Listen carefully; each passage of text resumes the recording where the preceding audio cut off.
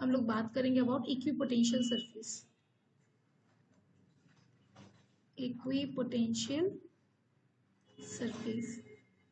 सो equipotential surface पे तुम्हारा क्या हो जाता है, पोटेंशियल इस सरफेस पर हर एक पॉइंट पर क्या रहेगा तुम्हारा, सेम रहेगा, है ना। पोटेंशियल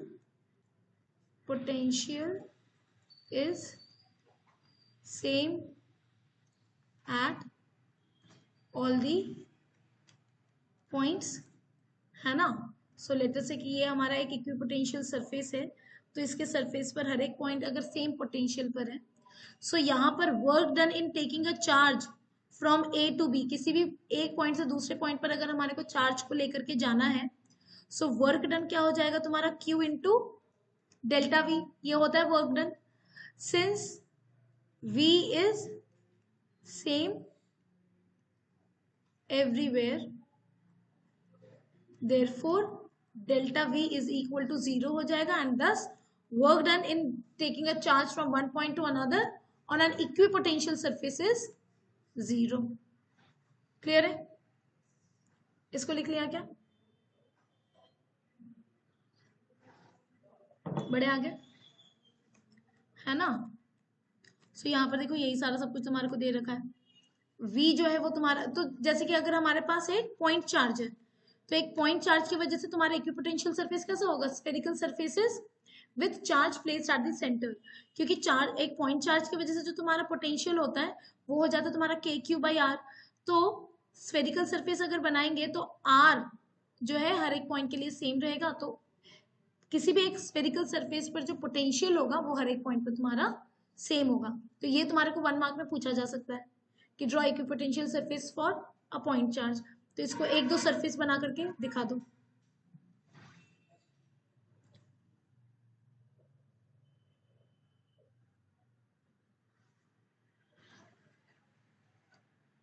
ठीक है, एक पॉइंट चार्ज की वजह से इक्विपोटेंशियल सरफेस खाली बना लो।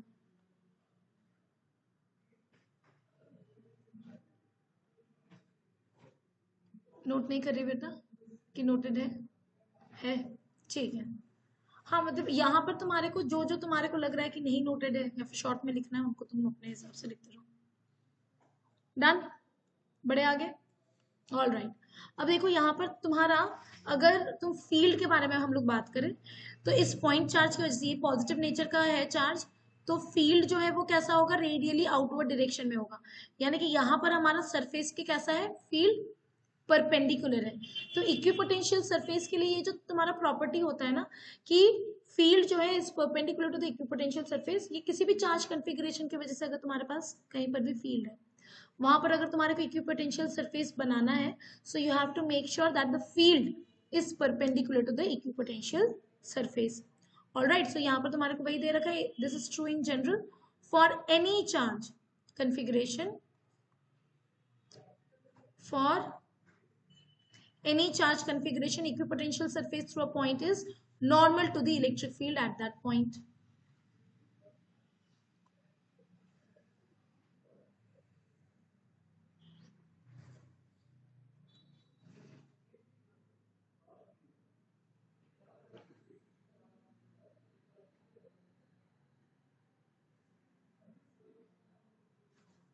Done. इस स्टेटमेंट का एक्सप्लेनेशन या फिर रीजन के फॉर्म में तुम्हारे से पूछा जा सकता है कि गिव रीजन, कि क्यों ये तुम्हारा ट्रू है, फील्ड को क्यों परपेंडिकुलर होना पड़ेगा सरफेस के। ठीक है, सो यहां पर तुम्हारा क्या आ जाएगा, हटाओ अभिजय। सो लेट अस से कि यहाँ पर अगर हमारे पास इक्विपोटेंशियल सरफेस पर हम लोग कह रहे हैं, कॉन्ट्राडिक्शन से शुरू करते हैं। कॉन्ट्राडिक्शन में अगर मैं ये कह दूं कि यहाँ पर जो तुम्हारा फील्ड है वो परपेंडिकुलर नहीं है, ये तुम्हारा फील्ड का डायरेक्शन है, तो यहाँ पर क्या हो जाएगा, एक कंपोनेंट हम लोग परपेंडिकुलर टू द सरफेस बना सकते हैं और एक कंपोनेंट आ जाएगा तुम्हारा पैरेलल टू द सरफेस। तो अब अगर हमारे को किसी भी चार्ज को मूव करना रहेगा from point A to B या फिर B टू A, तो मुझे वर्क करने का जरूरत पड़ जाएगा, किसके अगेंस्ट वर्क करने का जरूरत पड़ जाएगा, इस पैरेलल कंपोनेंट की वजह से। इलेक्ट्रिक फील्ड का जो पैरेलल कंपोनेंट है, यानी कि अलोंग दी सरफेस जो कंपोनेंट आ रहा है, उस कंपोनेंट की वजह से हमारे को वर्क करने का जरूरत पड़ जाएगा, विच कॉन्ट्राडिक्ट्स दिस स्टेटमेंट। तुम्हारा डेल्टा वी जीरो है तो वर्क जो है वो तो तुम्हारा जीरो होगा, तो वहां पर ये कॉन्ट्राडिक्शन आ जा रहा है। ऑल राइट, सो फटाफट डायरी ओपन करो। इक्विपोटेंशियल इन सब के ऊपर है तुम्हारे को, प्रॉपर्टीज ऑफ इक्विपोटेंशियल सरफेस, ये वो इसी तरीके का छोटा छोटा सवाल पूछेगा। ऑल राइट, सो इक्विपोटेंशियल सरफेस का क्या क्या हमारे को पता चल गया। V is same everywhere on the surface, W is equal to Q delta V, since delta V is equal to 0, therefore W is equal to 0, and field, electric field is perpendicular to equipotential surface.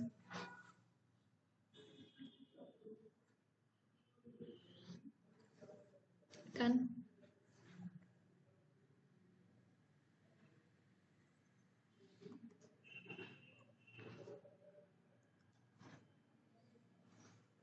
अब यहाँ पर हम लोग एक और property देखने वाले, ये मतलब कि फील्ड और पोटेंशियल के बीच में रिलेशन निकालने वाले हैं। ऑल राइट, ये भी तुम्हारा relation between E and V तुम्हारे से पूछा जा सकता है। अब जो है let us say D W is the work done by electric field, ठीक है, तो डी डब्ल्यू क्या हो जाएगा, force due to electric field dot D R, छोटा सा डिस्प्लेसमेंट में जो थोड़ा सा वर्क डन हो रहा है उसको निकाल रहे हैं। फोर्स को क्या लिख सकते हैं, फोर्स जो है ये बिकॉज ऑफ इलेक्ट्रिक फील्ड है, तो ये हो जाएगा तुम्हारा क्यू डॉट क्यू ई और डॉट डी आर हो गया, ठीक है। अच्छा एवरीवन, इंपॉर्टेंट अनाउंसमेंट, संडे को हमारा प्रैक्टिकल्स है, फाइन, प्रैक्टिकल्स में हमारा मीटर ब्रिज का प्रैक्टिकल होगा, एंड संडे को the most suitable time would be 7:30 to 9:30, 7:30 AM to 9:30 AM। बाकी टाइम में सब लोगों के क्लासेस शुरू हो जाते हैं इसके बाद, ठीक है। सो एक दिन के लिए आ जाओ, सब लोगों का निपट जाएगा, क्योंकि देखो अभी ज्यादा टाइम नहीं है, मैक्सिमम लोगों का जेई का एनीवे तुम लोगों का डेट आ गया है, उससे पहले पहले सारे स्कूल्स में निपटने वाले हैं, है ना। बहुत मैक्सिमम स्कूल्स में तो आई थिंक 1 जनवरी का डेट बहुत सारे स्कूल्स में यहाँ पर आ गया है। सीबीएसई स्कूल्स में तुम लोग का आया है अभी तक, सीबीएसई के स्कूल्स में तो आ गया है, इन लोगों का तो दिसंबर में निपट रहा है ना। सो मीटर ब्रिज वाला मौका मिल रहा है, कर लो, क्योंकि नेक्स्ट डेट में अगेन तुम्हारा कोई काम आ गया, कुछ रहा तो फंस जाएगा मामला। तो इसीलिए जो है अगर फ्री हो और अगर कुछ तुम्हारे को लगता है कि कैंसिल करना है, तो वो अगर बहुत ज्यादा इंपॉर्टेंट नहीं है, वो कैंसिल करके अगर मैनेजेबल है देन आ जाना तुम सब लोगों को 7:30 AM till 9:30 AM, ठीक है प्रवित, है ना। तो तुम्हारा भी निपट जाएगा, मीटर ब्रिज का हम लोग सारा कर लेंगे, डिटरमिन कर लेंगे, तुम्हारा अननोन रेजिस्टेंस डिटरमिन कर लेंगे, सीरीज पैरेलल का उसमें तुम्हारे को प्रूविंग का ही रहता है, उसमें सीरीज और पैरेलल कॉम्बिनेशन का सबका ही होगा ये वाला। अच्छा ठीक है, वैसे तो उसी में सीरीज पैरेलल का भी रहता है। एनीवे हम लोग meter bridge will be doing meter bridge on this day, ठीक है। ऑप्टिक्स का हो गया है फिलहाल, ऑप्टिक्स का एक और दिन हम लोग सेट कर लेंगे, ठीक है। तुम लोग का तो डन है, all right, okay. Arnav, Achin, तुम लोगों के लिए तो आई थिंक प्रॉब्लम नहीं होगा 7:30 to 9:30, है ना। तो उस दिन चाहो तो टेस्ट जो है बाद में दे देना, या फिर उस दिन का मैं बात कर लूंगी, अगर तुम लोग बिजी हो जाते हो तभी जाकर के टेस्ट स्किप करना, ठीक है, अब बाद में दे देना। ओके, तो ये तुम्हारा डी डब्ल्यू हो गया Q E dot D are, ठीक है। यहाँ तक किसी को कोई डाउट? ओके, अब यहाँ पर हमें क्या पता है दैट ये Q को नीचे भेज देंगे तो क्या आ जाएगा तुम्हारा D W by Q is equal to E dot D R, all right. अब वर्क डन पर यूनिट चार्ज, यही हो जाता है तुम्हारा पोटेंशियल डिफरेंस। सो यहाँ पर भी ये जो है छोटा सा वर्क डन है, तो इसकी वजह से भी छोटा सा पोटेंशियल डिफरेंस आएगा, डीवी इज इक्वल टू आ जाएगा, एंड यहाँ पर भी ये तुम्हारा work done by electric field है ना, तो ये हो जाएगा negative of change in potential, है ना, समझ रही है। एक्सटर्नल फोर्स का वर्क डन क्या होता था, change in potential energy, external force के वर्क डन को क्यू से डिवाइड करते थे तो ये हो जाता था तुम्हारा चेंज इन पोटेंशियल।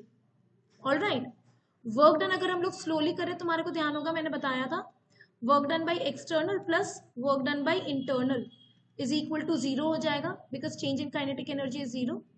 तो इंटरनल फोर्स की वजह से जो वर्क डन है, this is equal to negative of change in work done by external force. Work done by external forces, और इसी को अगर Q से डिवाइड कर देंगे तो क्या आ जाएगा, work done by external force पर यूनिट चार्ज ही हमारा चेंज इन पोटेंशियल होता है, सो माइनस साइन बाहर है and this would become your delta V, है ना। तो ये यहाँ पर तुम्हारा नेगेटिव साइन क्यों आ रहा है, कोई डाउट है ना। यहाँ पर हम लोग इलेक्ट्रिक फील्ड की वजह से वर्क डन देख रहे हैं, इसीलिए मैंने यहाँ पर नेगेटिव साइन यूज करा है, ठीक है, कोई कंफ्यूजन तो नहीं है, okay. So this would be equal to E dot dr। So यहां से तुम्हारा dv आ जा रहा है minus of E dot dr, ठीक है। सो dv आ जा रहा है तुम्हारा minus of E dr cos theta, where theta is the angle between the field and the displacement vector, all right। अब हम लोग इस चीज को थोड़ा सा एनालाइज करेंगे। ये सारा सब कुछ तुम्हारा चैनल पे अच्छे से अपलोडेड है, इन टॉपिक्स को एक बार अगर देख लोगे ना, उससे तुम्हारे को एक और अच्छे से थोड़ा सा आइडिया मिल जाएगा कि किस तरीके के सवाल रहेंगे, क्या रहेंगे, वो मैं अभी भी तुम्हारे को बताने वाली हूँ। वहां पर तुम्हारे को स्टेप बाय स्टेप पता चल जाएगा किस तरीके से लिखना है, ठीक है। बताओ आगे, आगे बढ़े। सो फाइनली इस रिलेशन को अब थोड़ा सा एनालाइज करते हैं, इसी के ऊपर तुम्हारे को क्वेश्चन भी पूछा जा सकता है। यहाँ पर अगर तुम्हारा थीटा अक्यूट है, ये तुम्हारा क्या है, ये लेट अस से फील्ड है और ये तुम्हारा dr वेक्टर है, this is the angle between field and the displacement vector. If theta is acute तो cos थीटा हो जाएगा तुम्हारा पॉजिटिव, ये dr जो है वो तुम्हारा मैग्नीट्यूड ऑफ डिस्प्लेसमेंट है, दिस इज योर पॉजिटिव, ये भी जो है मैग्नीट्यूड ऑफ फील्ड है, ये भी तुम्हारा पॉजिटिव है। तो बाहर एक माइनस साइन की वजह से dv क्या आ जा रहा है तुम्हारा नेगेटिव, यानी कि जो चेंज इन पोटेंशियल है वो नेगेटिव है। कोई भी चेंज अगर नेगेटिव है उसका मतलब क्या हो रहा है, ये जो क्वांटिटी है वो कम हो रहा है, तभी जाकर के चेंज जो है वो नेगेटिव है। Getting the point. सो यहाँ पर तुम्हारा पोटेंशियल जो है वो क्या हो रहा है, कम हो रहा है, all right. And if theta is equal to 0 degree हो जाता है तो तुम्हारा dv क्या हो जाएगा, minus of E dr cos of 0 degree, that is minus of E dr। E जो है वो अगेन मैग्नीट्यूड है, पॉजिटिव है, dr भी जो है वो मैग्नीट्यूड ऑफ द डिस्प्लेसमेंट है, पॉजिटिव है, तो dv जो है वो तुम्हारा नेगेटिव आ रहा है। सो यहाँ से हम लोग एनालाइज क्या कर सकते हैं कि ये तुम्हारा फील्ड है एंड अगर थीटा 0 है मतलब हम लोग फील्ड के डायरेक्शन के अलोंग ही बढ़ रहे हैं, तो पोटेंशियल जो है वो फास्टेस्ट रेट से कम हो रहा है। यहाँ पर cos थीटा जो, यहाँ पर cos थीटा जब तुम्हारा अक्यूट है तो cos थीटा का value would be smaller than 1। cos theta का वैल्यू मैक्सिमम कब हो रहा है, जब थीटा 0 है। तो तुम्हारा dv जो है सबसे ज्यादा नेगेटिव कब हो जा रहा है, जब थीटा 0 है। सबसे ज्यादा नेगेटिव होने का मतलब क्या हो गया कि पोटेंशियल सबसे जल्दी कम हो रहा है। किस डायरेक्शन के अलोंग बढ़ने पे, एग्जैक्टली अगर फील्ड के अलोंग बढ़ेंगे तो पोटेंशियल हमारा क्या हो रहा है, कम हो रहा है। This is an important point that if we move along the direction of field then the potential decreases at the fastest rate. या फिर फील्ड का डायरेक्शन अगर हमारे को डिटरमिन करना है तो फिर क्या रहेगा, field is along the direction in which potential decreases at the fastest rate. Alright, इसको लिखो, फिर मैं स्टेटमेंट लिखवा देती हूँ।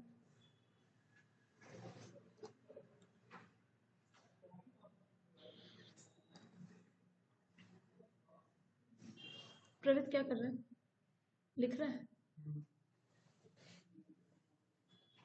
तुम्हारा हाथ नहीं दिखता है तो मेरे को बहुत ज्यादा शक होता है कि फोन चला रहा है कि लिख रहा है कॉपी।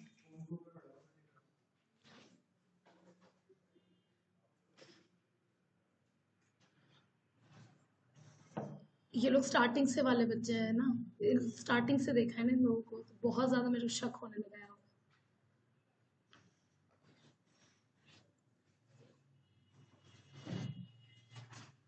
Done, okay. सो यहाँ पर देखो ये इक्विपोटेंशियल सरफेस वाले में ये रहा electric field is in the direction, इस चीज को नोट कर लो, electric field is in the direction in which potential decreases steepest.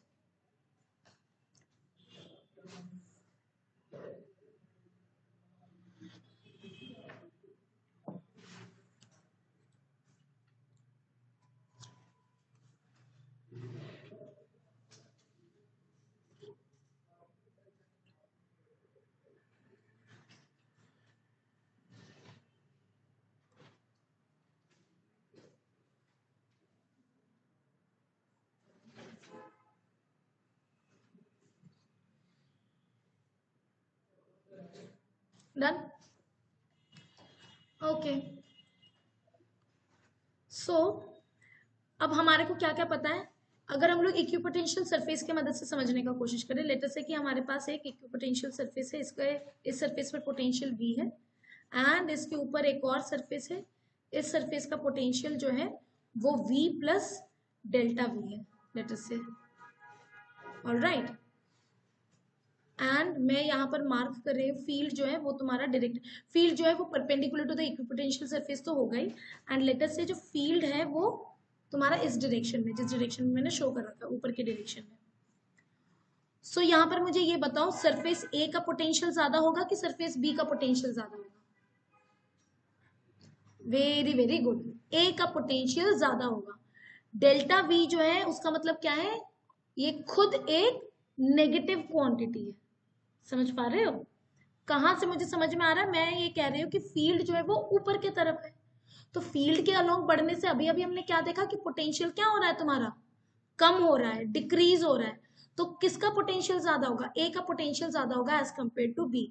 सो ये जो तुम्हारा डेल्टा वी है वो तुम्हारा एक कैसा क्वांटिटी है, खुद एक नेगेटिव क्वांटिटी है, ऑलराइट। सो फील्ड का अगर मुझे मैग्नीट्यूड चाहिए, I am talking about the magnitude, तो मुझे क्या करना होगा, मैग्नीट्यूड ऑफ द चेंज चाहिए होगा डिवाइडेड बाय, लेटर से कि यहां से यहां तक जाने में मेरे को डेल्टा आर जाना पड़ा, तो divided by the magnitude of the displacement हो जाएगा। क्लियर है? तनिषा कोई डाउट बेटा?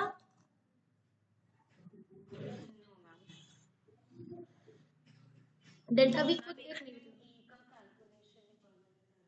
किसका कैलकुलेशन,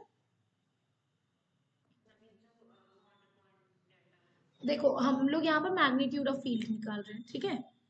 अब यहाँ पर मैं ये कह रही हूँ कि मैग्नीट्यूड ऑफ फील्ड क्या हो जाएगा, तो change in potential divided by जितना तुम डिस्टेंस आगे बढ़े हो, करेक्ट, जो तुम्हारा डिस्प्लेसमेंट हुआ है। अब अगर यहाँ पर हम लोग इक्विपोटेंशियल सरफेस कंसिडर करें तो मुझे पता है कि इक्विपोटेंशियल सरफेस के एकदम परपेंडिकुलर होगा फील्ड, करेक्ट। मैंने फील्ड का डायरेक्शन ऊपर की तरफ डायरेक्ट करा है, ऊपर की तरफ शो करा है।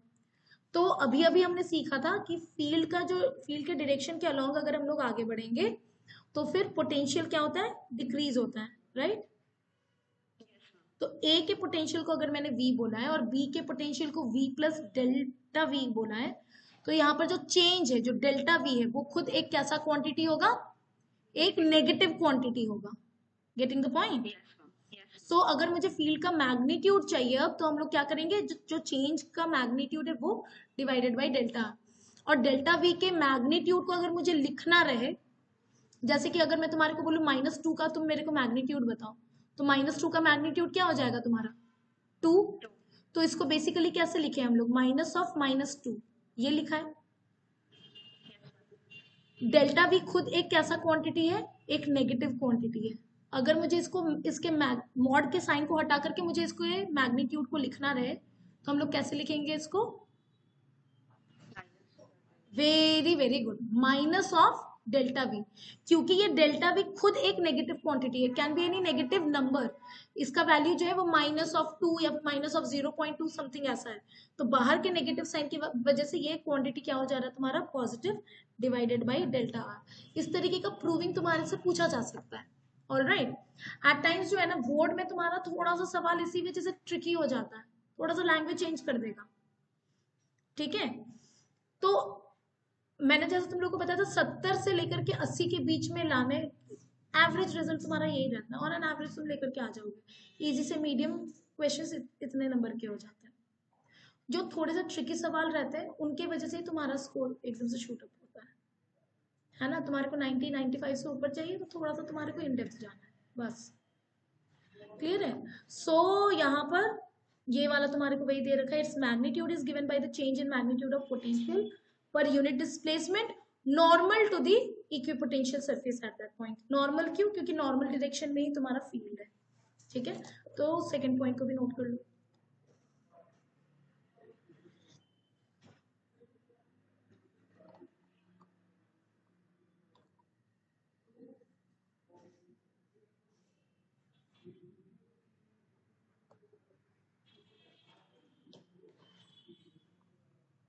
तुम लोगों को स्कूल से छुट्टी सब लोगों को ना, मुझे एक बार पर्सनली या फिर ये तुम लोग का ना, मैं एक अब जो बोर्ड वाला ग्रुप है उसका नाम रीनेम करके सब लोगों को ऐड करती हूँ, जो लोग ये क्रैश कोर्स वाले हैं उसमें। एक बार ही तुम लोग सब लोग मुझे बता देना कि किन लोगों का स्कूल जो है ऑफ रहेगा फॉर श्योर, किन डेट्स के बीच में। उस टाइम पर जो है हम लोग सैटरडेज को भी मॉर्निंग में या फिर जो क्लासेस है उनको मॉर्निंग में शिफ्ट कर सकते हैं। तुम लोग का खत्म हो गया आज लास्ट डे था। प्रियंका तो जाती नहीं है स्कूल, उसको बुलाए बुलाए नहीं बुलाए नहीं बुलाए, प्रियंका अपने मन की मालिक है।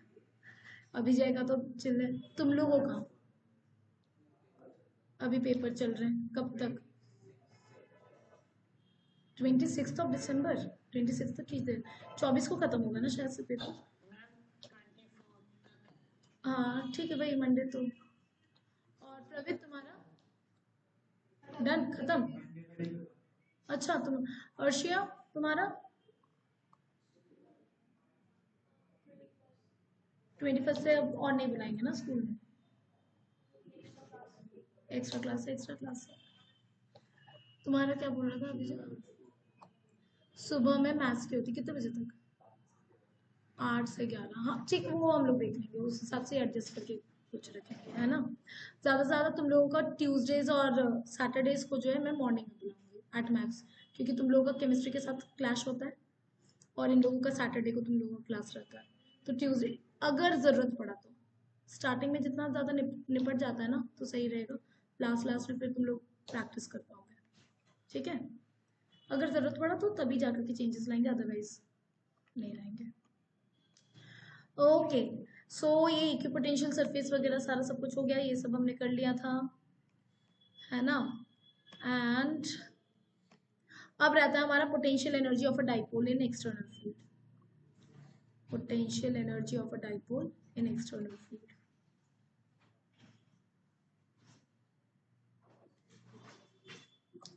किसी का भी अगर टाइम फंसेगा तो बिल्कुल भी टेंशन नहीं लेना, तब फिर हम लोग यही वाला टाइमिंग को कंटिन्यू करेंगे।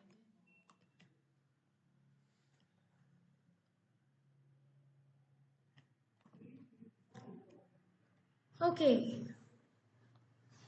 सो यहां पर फील्ड की वजह से टॉर्क का क्या टेंडेंसी रहता है? To align the dipole in its own direction. All right, so field की वजह से टॉर्क लगेगा इन क्लॉकवाइज सेंस। अब जहां पर भी पोटेंशियल एनर्जी का कॉन्सेप्ट आता है वहां पर हम लोग किस तरीके से वर्क करते हैं? स्लोली। स्लोली अगर वर्क करना है, फील्ड की वजह से टॉर्क जिस सेंस में है, ये tau due to electric field है, तो हम लोग सेम मैग्नीट्यूड का टॉर्क एक्सर्ट करेंगे in the opposite in the opposite sense, है ना। ये तुम्हारा हो गया टॉर्क एक्सटर्नल। कोई डाउट? एंड हम लोग स्लोली इसको एंटी क्लॉकवाइज डायरेक्शन में मूव करेंगे। तो स्लोली जब हम लोग इसको घुमाएंगे, डाइपोल को घुमाएंगे, तो हमारा वर्क डन जो है वो सिर्फ और सिर्फ किस में कन्वर्ट होगा? पोटेंशियल एनर्जी के फॉर्म में कन्वर्ट होगा। ऑलराइट, तो पोटेंशियल एनर्जी को चेंज करेगा सिस्टम के। ठीक है, तो ये इसका एंगुलर एक्सेलरेशन 0 हो जाएगा। एंगुलर एक्सेलरेशन 0 मतलब ओमेगा चेंज नहीं हो रहा है। ओमेगा चेंज नहीं हो रहा है तो यहाँ पर रोटेशनल काइनेटिक एनर्जी में चेंज नहीं आ रहा है। So again work done by external अगर हमारे को निकालना है तो DW, छोटे छोटे वर्क डन को हमारे को इंटीग्रेट करना होगा, तो tau external dot d theta को इंटीग्रेट कर देंगे। एक्सटर्नल टॉर्क का magnitude is same as that of the field का मैग्नीट्यूड, फील्ड के वजह से जो टॉर्क का मैग्नीट्यूड है वो क्या था तुम्हारा पीई साइन थीटा, ये हो गया डी थीटा। एक बार यहाँ पे देख लो, एक्सटर्नल टॉर्क तुम्हारा एंटी क्लॉकवाइज सेंस में है और ये जो तुम्हारा डाइपोल है वो भी तुम्हारा एंटी क्लॉकवाइज सेंस में ही घूम रहा है, तो डी थीटा और एक्सटर्नल टॉर्क दोनों सेम डायरेक्शन में है, तो इस वजह से यहाँ पर क्या आ जाएगा cos ऑफ 0 डिग्री। समझ पा रहे हो? या हाँ मैं बताती हूँ, ये एक्सटर्नल टॉर्क की वजह से ये कैसे घूम रहा है एंटी क्लॉकवाइज। जब ये तुम्हारा एंटी क्लॉकवाइज घूम रहा है तो इसका एंगुलर डिस्प्लेसमेंट भी जो है वो किस सेंस में हो रहा है एंटी क्लॉकवाइज। यहाँ पर हमने डॉट प्रोडक्ट करा है तो एक्सटर्नल टॉर्क का मैग्नीट्यूड डी थीटा का magnitude into cos of angle. So P और ई तुम्हारा कांस्टेंट है क्योंकि यूनिफॉर्म एक्सटर्नल फील्ड है, पी का मैग्नीट्यूड भी चेंज नहीं हो रहा। साइन थीटा डी थीटा का इंटीग्रेशन, लेटर से कि हम थीटा नॉट से थीटा तक लेके जा रहे हैं।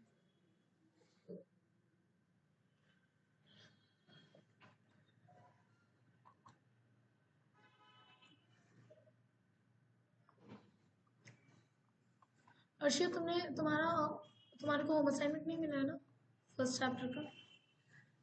जाने से पहले मेरे को याद दिला देगी क्योंकि मैं भूल जाती हूँ बहुत जल्दी, सब कुछ मैं भूल जाती हूँ। ओके सो अब इसे इंटीग्रेट करना है। External work done would be equal to PE minus of cos theta, theta naught से थीटा। नेगेटिव साइन को बाहर कर देते हैं, सिली मिस्टेक होने का चांसेस कम रहेंगे, तो माइनस पी बाहर कर दिया। अब upper limit cos theta minus, अब लोअर लिमिट पुट कर देंगे तो कॉस थीटा नॉट। तो एक्सटर्नल वर्क डन जो है, क्योंकि हम लोग स्लोली वर्क कर रहे हैं, so this would be equal to the change in potential energy, यानी कि U final minus U initial. Final potential energy तुम्हारा, फाइनल पोटेंशियल एनर्जी के टाइम पे तुम्हारा क्या हो रहा है, the angle between P and E vector is theta and initially angle क्या था तुम्हारा थीटा नॉट, सो ये हो जाएगा U theta naught is equal to minus of PE cos theta minus cos of theta naught. Now let us से कि हम theta naught को 90 डिग्री कह दे रहे हैं, ये वाला टर्म में हमने थीटा नॉट को 90 डिग्री बोल दिया। थीटा नॉट को 90 डिग्री क्यों बोल रहे हैं, एक कॉस थीटा वाला टर्म जो है ना वो 0 हो जाएगा। ऑलराइट, फिर अकॉर्डिंगली हम लोग अपना डिफाइन कर लेंगे कि कहाँ किस ओरिएंटेशन पर हम पोटेंशियल एनर्जी को 0 डिफाइन कर रहे हैं, उस हिसाब से जो है ना हमारे ऐसे चॉइस की वजह से ये रिलेशन बहुत ही ज्यादा क्रिस्प बन जाता है ना। तो इसी वजह से हम लोग अपने मैथमेटिकल कन्वीनियंस के लिए पोटेंशियल 0 किसी एक पॉइंट पर डिफाइन कर देते हैं। ऑलराइट, सो थीटा नॉट को अगर हम लोग 90 डिग्री ले रहे हैं, सो ये हो जाएगा तुम्हारा U theta minus U at 90 degree is equal to minus of PE cos theta, cos theta naught would be 0, defining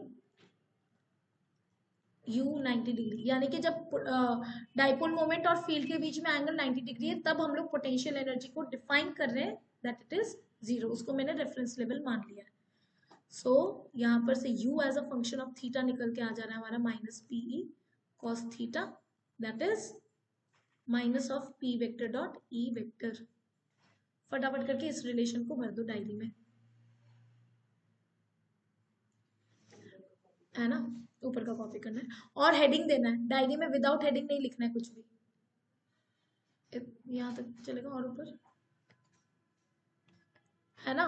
यहाँ पर डायरी में हेडिंग दे देना, potential energy of a dipole placed in uniform electric field.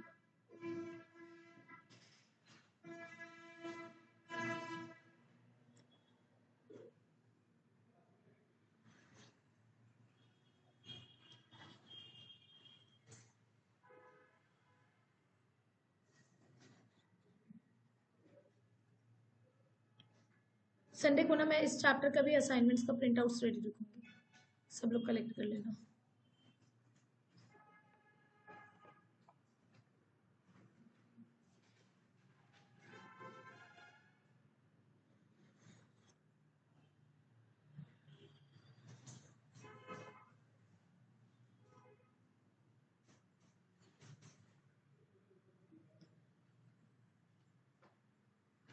Diary में लिख रहा है ना ये सारा सब कुछ भी नहीं क्या? ठीक। ठीक है, डायरी में इसका भी ना एक मेंटेन करके रखना, क्योंकि इसमें तुम्हारे को सारे फॉर्मूला जबरदस्ती का तुम्हारा कंपटीशन वाला भी रहेगा, कोई मतलब नहीं बनता। हाँ, इसको अलग से पीछे से नोट कर लेना। क्या हुआ? All good?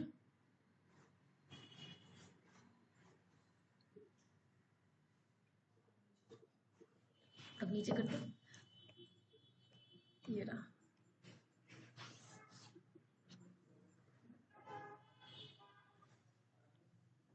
तनिषा सेपरेटली लिख रही है ना सारा सब कुछ डायरी में? Yes ma'am. ओके।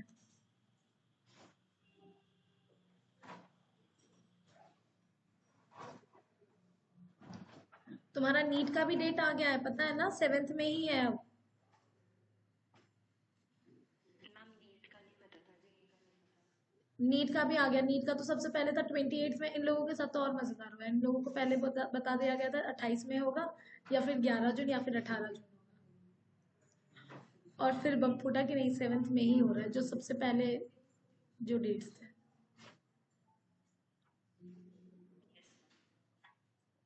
ओके,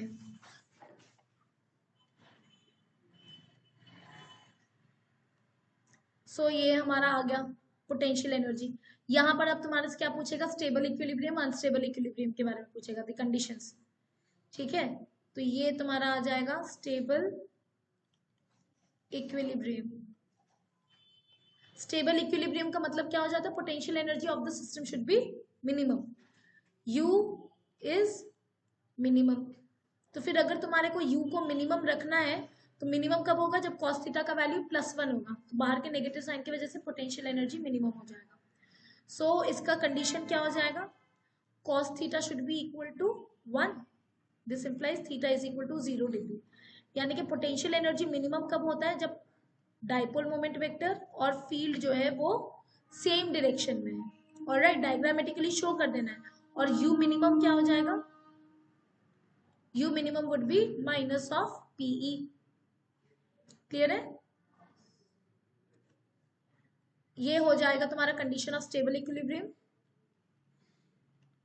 बहुत ही ज्यादा कॉमन क्वेश्चन है ये, condition for stable and unstable equilibrium. Unstable equilibrium ये क्या हो जाएगा? U is maximum. Potential energy तुम्हारा मैक्सिमम कब होगा? जब cos थीटा का वैल्यू -1 हो जाएगा। तो cos theta is -1, this implies theta is equal to 180 degree. तो यहां पर तुम्हारा P और E vector opposite in direction है, सो U मैक्सिमम क्या हो जाएगा तुम्हारा? माइनस ऑफ PE इंटू -1, तो ये हो गया तुम्हारा PE। ठीक है, इन कंडीशंस को लिखो डायरी में।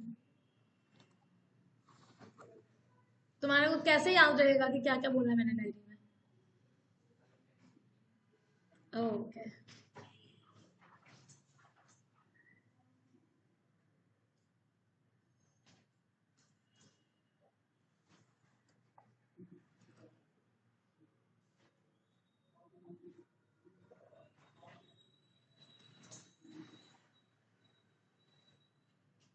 सबसे इम्पोर्टेंट तुम्हारा ये डायरी लास्ट के टाइम पे तुम्हारा सबसे इम्पोर्टेंट डायरी ही रहेगा। देखना तुम्हारे दोस्त वगैरह भी मांगते रहेंगे। आर्यन बता रहा था किसी एक एग्जाम के टाइम पर सब लोग डायरी वगैरह मांग रहे थे, तो फिर उसके बाद वो फोटो वोटो भेजा था शायद से। अच्छा, ये तो फिर बहुत ही अच्छी बात है। ये बहुत ही यूजफुल चीज़ है ये शॉर्ट नोट्स वाला ना। और ये शॉर्ट नोट्स जो है ना पैरेलली ही बनता है, जब पढ़ाई कर रहे हो तभी बनेगा।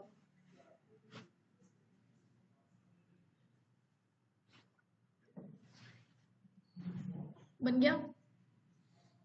ठीक है, सो स्टेबल अनस्टेबल इक्विलिब्रियम हमारा आ गया इधर से। फिर इलेक्ट्रोस्टैटिक्स ऑफ कंडक्टर। अभी तक हम लोगों ने जो है कंडक्टर के बारे में नहीं पढ़ा था। जो भी हम लोग जो गॉसेस लॉ वगैरह यूज कर रहे थे उसमें क्या था? जो शीट था वो तुम्हारा नॉन कंडक्टिंग था, है ना।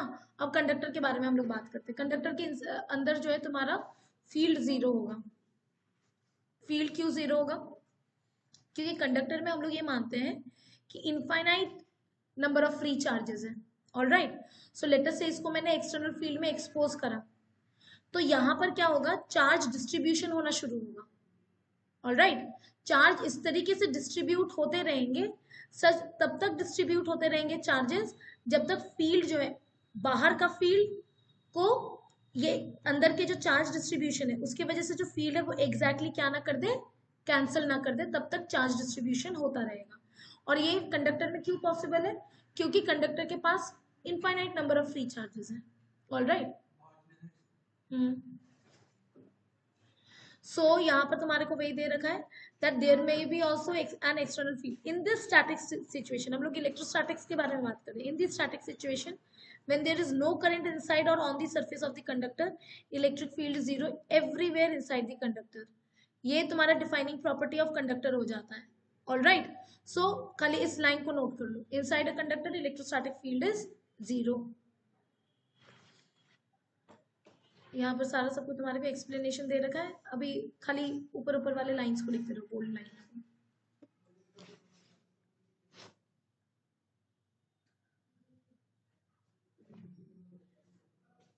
ठीक,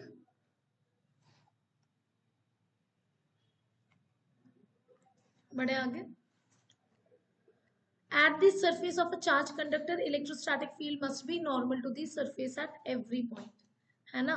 अगेन अगर हमारे पास एक चार्ज कंडक्टर है तो फिर इलेक्ट्रिक फील्ड जो है वो तुम्हारा एकदम परपेंडिकुलर रहेगा कंडक्टर के। रीजन क्या है, हम लोग किसके बारे में बात कर रहे हैं, इलेक्ट्रोस्टैटिक के बारे में बात कर रहे हैं। कॉन्ट्राडिक्शन से अगेन इसको तुम प्रूव कर सकते हो। अगर तुम ये मान लो कि फील्ड जो है वो किसी रैंडम डायरेक्शन में, ऐसे डायरेक्शन में है फील्ड, तो अगेन तुम्हारे पास एक पैरेलल कंपोनेंट आएगा और एक परपेंडिकुलर कंपोनेंट आएगा। Perpendicular to the surface, parallel to the surface. इस पैरेलल कंपोनेंट की वजह से जो चार्जेस हैं वो क्या एक्सपीरियंस करेंगे, फोर्स एक्सपीरियंस करेंगे, तो वो चलने लगेंगे। चलने लग रहा है मतलब स्टैटिक कंडीशन तो मेरा सेटिस्फाई नहीं हो रहा है, तो फील्ड को जो है क्या होना पड़ेगा, परपेंडिकुलर टू द सरफेस ही होना पड़ेगा, है ना।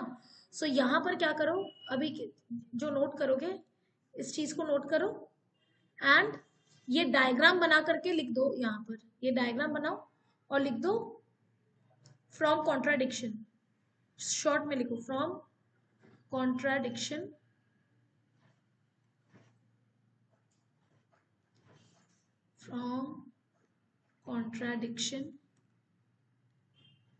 we can see that the charges on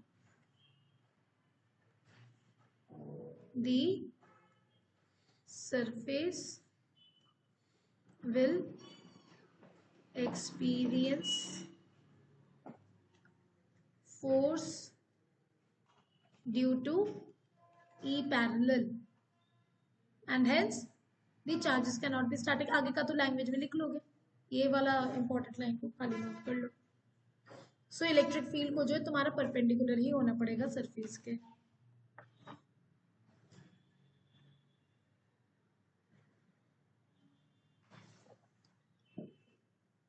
प्रवेश, तबीयत ठीक है तो घर चले जाओ, किसी को बोल दो ड्रॉप करने के लिए, सर को बोलो ड्रॉप करने के लिए, मम्मा को बोलो।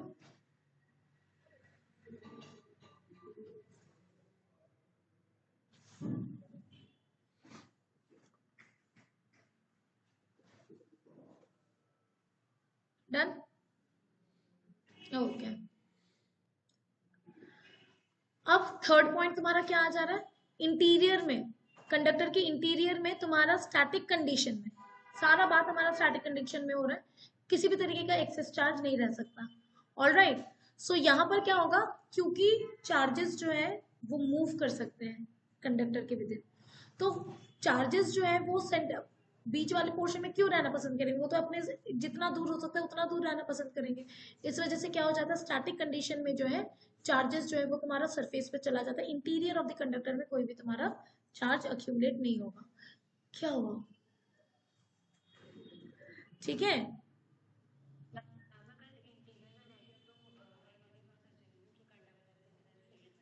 हाँ ये वाला भी बात आ सकता है, बिल्कुल सही कह रही है।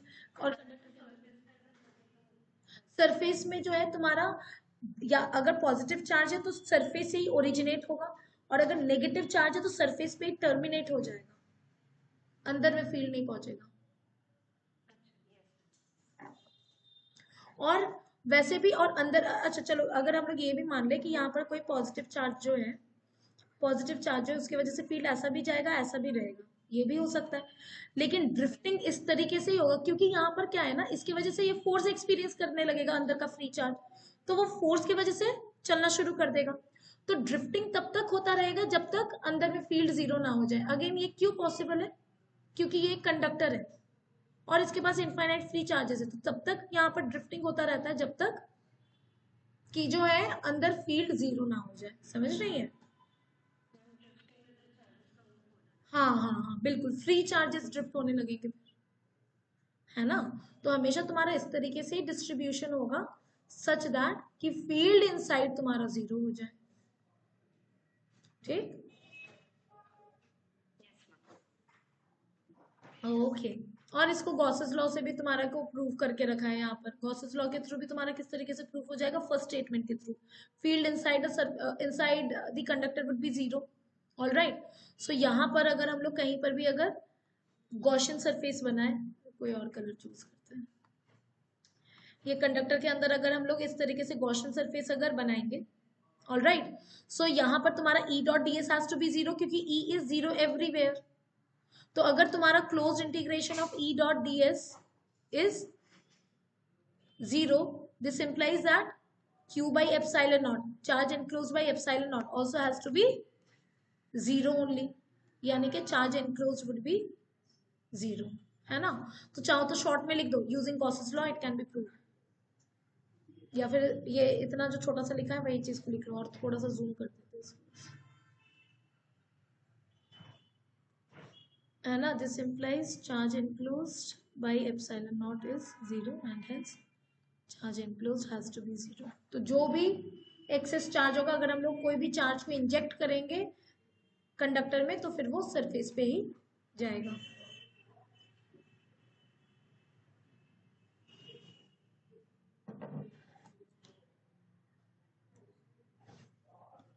ठीक है, फोर्थ वाला पॉइंट तो बहुत ही ज्यादा अंडरस्टूड है। यहाँ पर बोल रहा है electrostatic potential is constant throughout the volume of the conductor and has the same value as inside on its surface. ये चीज क्यों हो जा रहा है?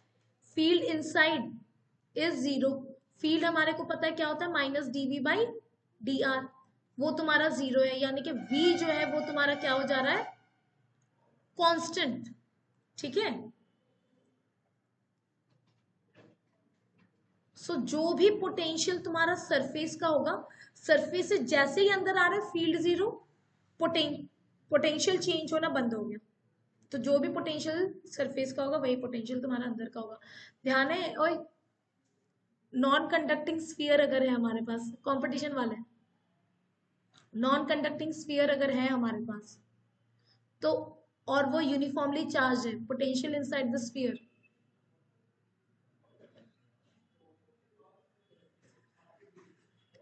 नॉन कंडक्टिंग स्फीयर है, यूनिफॉर्मली चार्ज है थ्रू आउट द वॉल्यूम, वो तो उसको तो हम लोग यूनिफॉर्मली चार्ज कर सकते हैं, है ना। तो पोटेंशियल इनसाइड द स्फीयर क्या आ जाता है?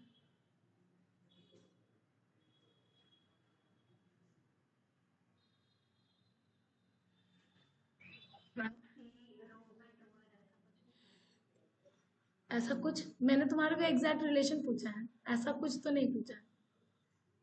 चलो वो छोड़ो, field inside a uniformly charge sphere,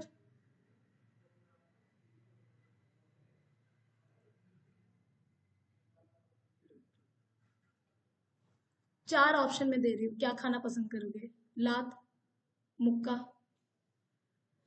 पंखे पे से उल्टा लटका देना और नीचे उठा के पटक के फेंक दो। क्या होता है फील्ड, तनिषा? बहुत बढ़िया। KQ/R³ ये तुम ऐसा क्यों बोले? फील्ड क्या होता है? ρr/3ε0। रो क्या हो गया जाता है? Volume charge density.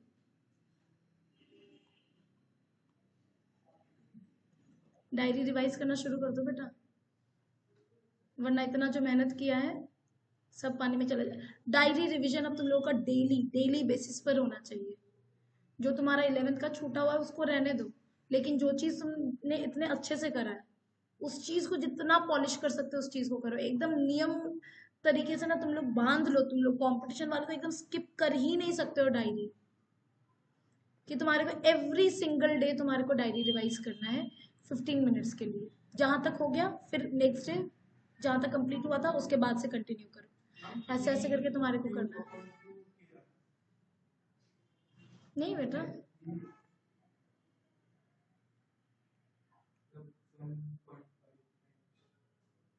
वो तो एट द सेंटर ना, मैं सेंटर का नहीं बोल रही हूँ, मैं जनरल रिलेशन पूछ रही हूँ।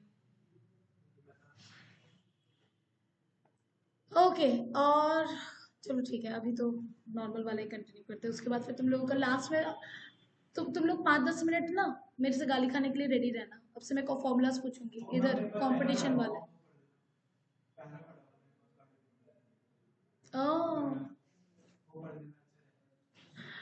All right, so electric field at the surface of a charge conductor, इसका तुम्हारे से प्रूफ पूछा जा सकता है। ऑल राइट, सो यहाँ पर लेटर से कि हमारे इसको गॉसियन सरफेस से ही हम लोग प्रूफ करेंगे।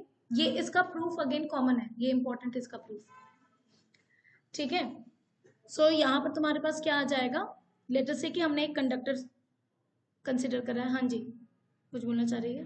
कुछ नहीं, हमने यहाँ पर गॉसियन सरफेस बना लिया, एक क्लोज सिलेंड्रिकल सरफेस बना लिया, ठीक है।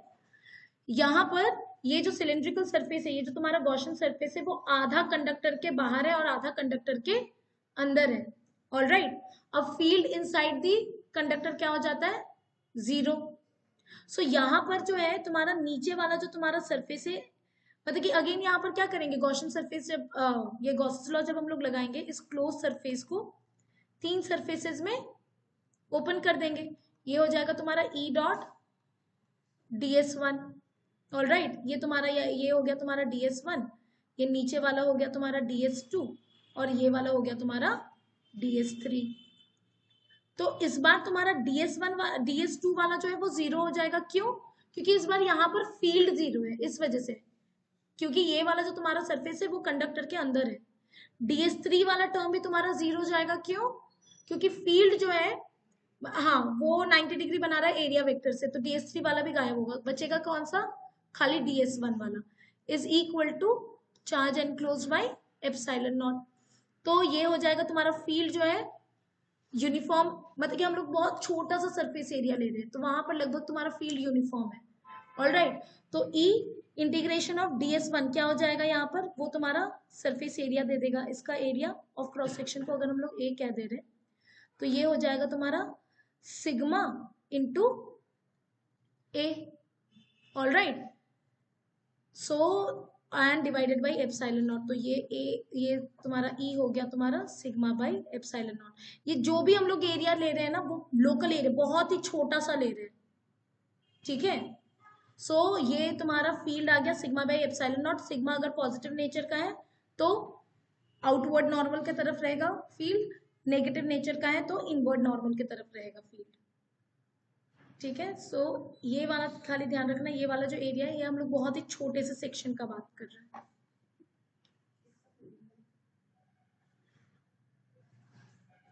ये वाले का नहीं है, इसका मैं बना देती हूँ। क्या? हाँ, इसको लिख लो। ये अच्छा तुमने बताया, इसका एक वीडियो में ऐड कर दूंगी।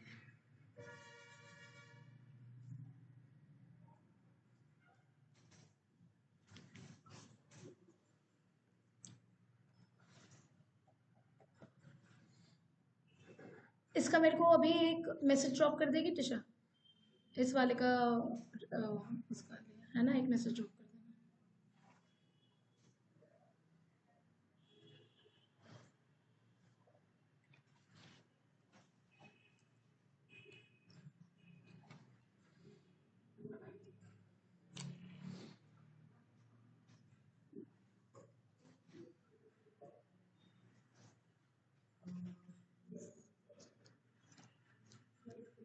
ठीक है, ओके।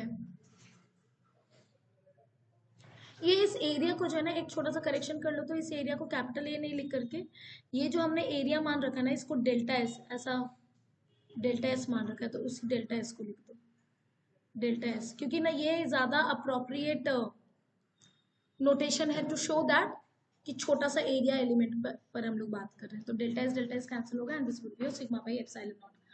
सो तुम्हारे को ध्यान होगा कि हम लोगों ने जब नॉन कंडक्टिंग शीट के लिए निकाला था, सब लोगों ने लिख लिया क्या? नहीं, लिख लो।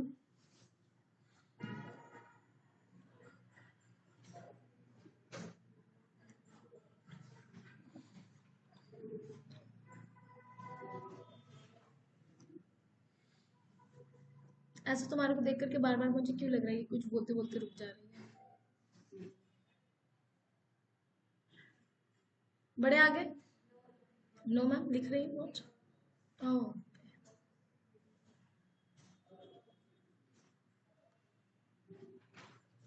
सो यहाँ पर नॉन कंडक्टिंग शीट के लिए हमारा फील्ड जो है वो क्या आ गया था, E is equal to sigma by 2 epsilon naught आ गया था, और कंडक्टिंग शीट के लिए हमारा क्या आ जा रहा है, सिग्मा बाई एप्सिलॉन नॉट।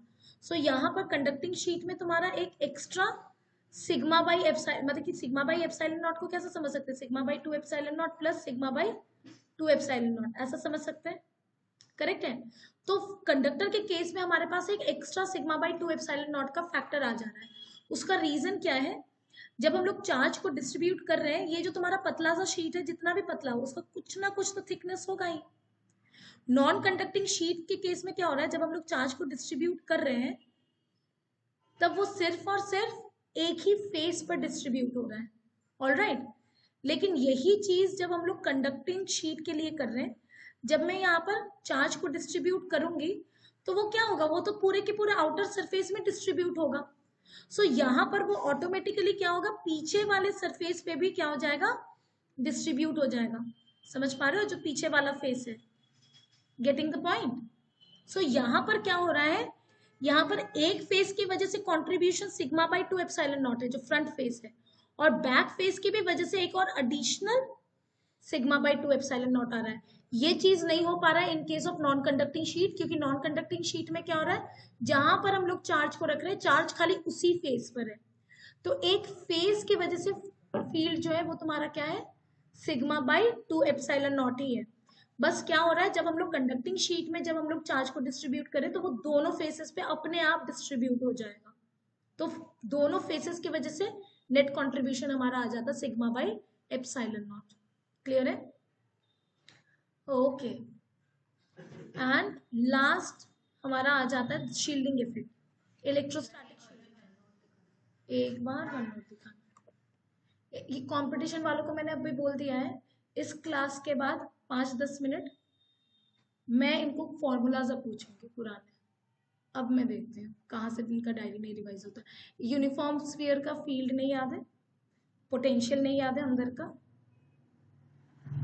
अब खत्म। अब तुम्हारे को पता चलेगा कि नव्या, वो क्या नाम है, वैशाली, वो लोग कैसे झेलते हैं मुझे। सुबह मैं इन लोगों को बोल के रखती हूँ मेडिटेशन वगैरह करके आओ, मन को स्ट्रांग बनाना पड़ता है उनको मुझे झेलने के लिए।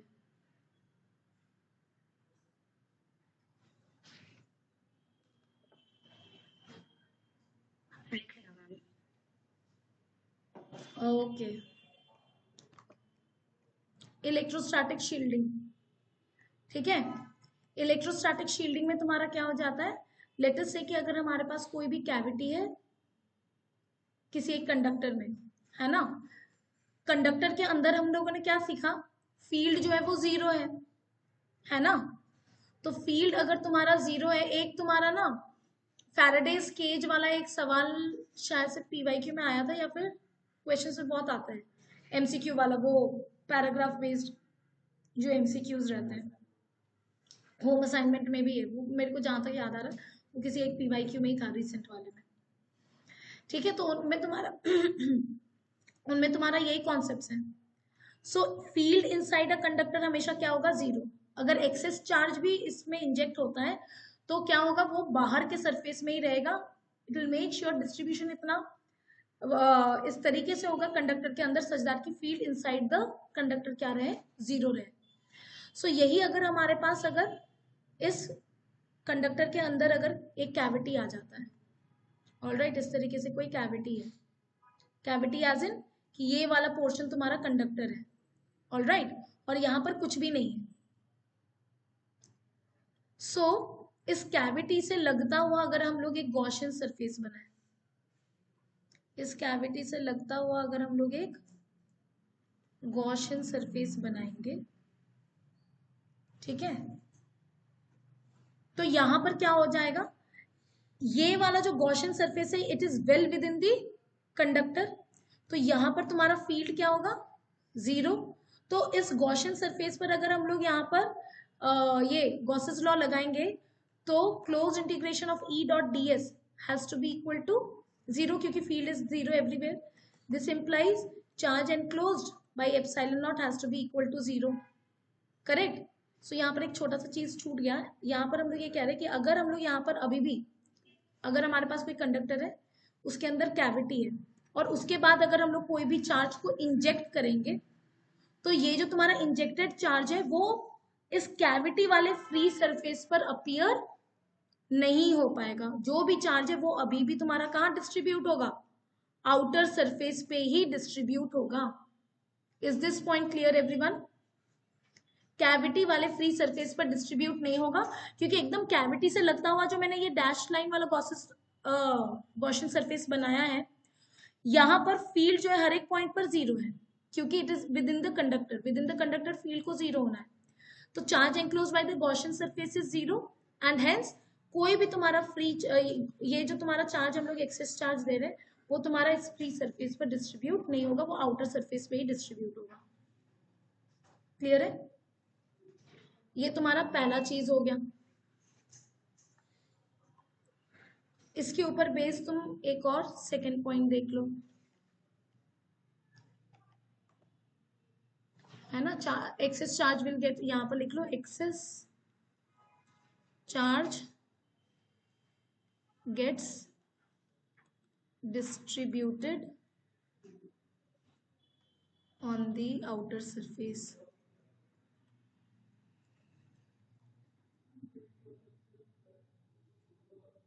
ठीक है,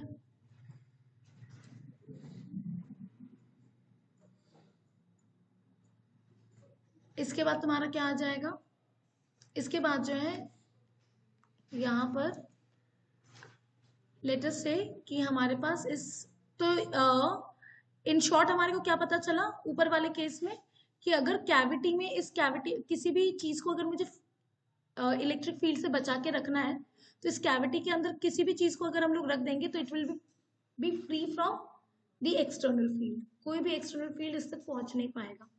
ऑलराइट, तो इसी को हम लोग शील्डिंग इफेक्ट कह रहे हैं।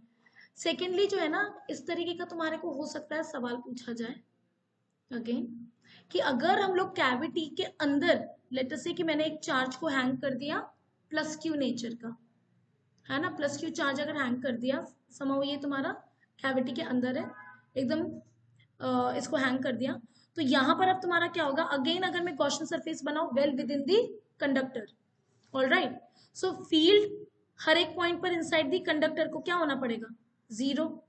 फील्ड तो तुम्हारा हर जगह जीरो ही होगा, तो again close integration of E dot D S has to be equal to zero.